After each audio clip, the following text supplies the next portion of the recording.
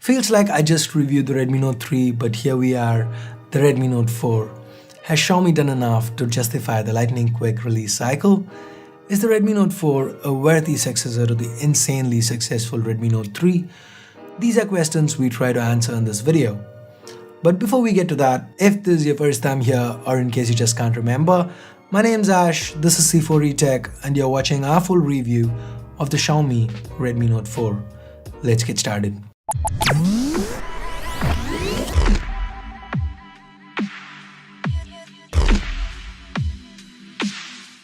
As always, let's start with the build.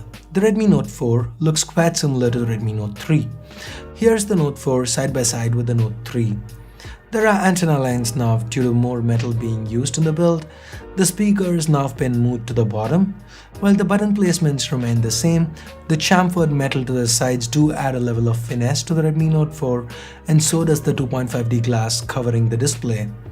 The Redmi Note 4 definitely sticks to its Redmi Note roots but feels very refined. Xiaomi's pulled this off without compromising on the regular Redmi Note features like the IR blaster, backlit capacitive keys, or the hybrid slot. The display here is an IPS LCD panel and retains the 1080p resolution as its predecessor. Xiaomi states that this is a better display than the one used on the Redmi Note 3, but me personally, I didn't really notice a difference. It's a mid-range Full HD display, sharp, good viewing angles, reasonably accurate colors.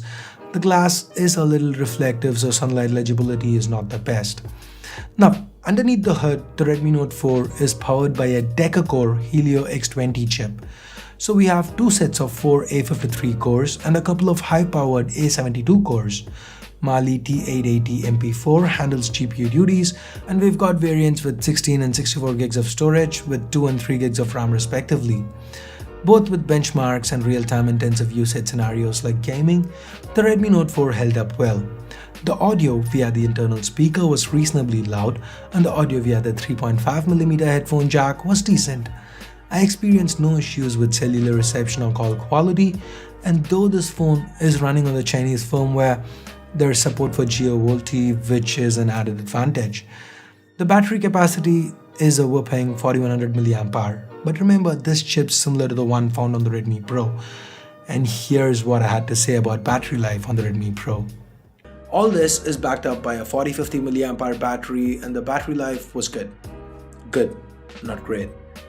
Before I explain, you need to understand that going into this review, the Redmi Pro felt quite similar to the Redmi Note 3, similar sizes, similar capacity batteries, so I went in with expectations of similar, if not better battery performance. But it isn't quite there, at least not yet. I could get through a day of moderate to heavy usage on a single charge with no issues. That's more than what I can say of even some flagships out there. But this is no Redmi Note 3 when it comes to battery performance. And the Redmi Note 4 performed similarly. I used this phone with dual SIM cards, my primary Vodafone SIM and my secondary Reliance Jio mainly for data. And the Redmi Note 4 performed reasonably well with regards to battery life, but not quite as well as the Note 3.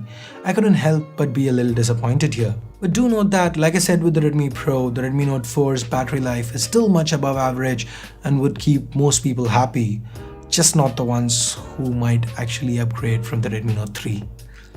Anyway, moving on with the camera, Xiaomi's gone back to 13 megapixels here. The camera is nothing special, the aperture is f2.0, makes for some decent depth of field. Under good light, the images are comparable to the Redmi Note 3. That's not saying much given that the camera on the Redmi Note 3 wasn't bad, but it wasn't anything special. The images are a little soft and the detail levels average. Under low light, the results were very mediocre, and that's me being generous. This phone can shoot 1080p videos at 30 frames per second and the video quality is quite similar. A little too soft for my liking, but acceptable given the price segment.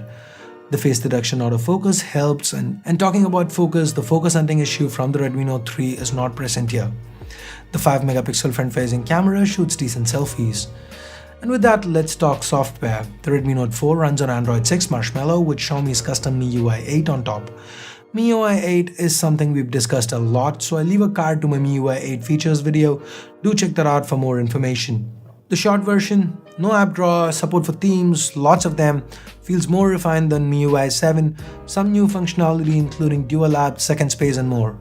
The user experience here is decent. I did experience some stutter and a bit of lag at times, but for the most part, MIUI 8 on the Redmi Note 4 was smooth. Not as fast as stock Android, but quite consistent. This is the 3GB RAM version that is being used in this video, and with that, let's get to pricing. The Redmi Note 4 is priced at $899 and $1199 yuan respectively. That's $135 or around 9,000 rupees for the 16GB variant, and $180 or 12,000 rupees for the 64GB variant. That's around the same price that the Redmi Note 3 sells for in India. So, is the Redmi Note 4 worth your money? Not if you own a Redmi Note 3, but if you are in the market for a phone today and were looking to import, or if Xiaomi actually launches the Redmi Note 4 in your market, it could be a sweet deal. That said, given that the Redmi Note 4 sports a MediaTek chip inside, the odds of it coming to India in this form at least are very low. Maybe Xiaomi brings a Snapdragon 653 variant, only time will tell, I guess. So do you agree with my take on the Redmi Note 4? Let me know your thoughts in the comments below. So that's it for this review. Give it a thumbs up if you liked it, vote it down if you didn't, and for more videos like this, hit that subscribe button down below if you haven't already. So thanks a lot for watching. Till next time, this is Ash here from C4E Tech signing off. You guys have a great day. Bye bye now.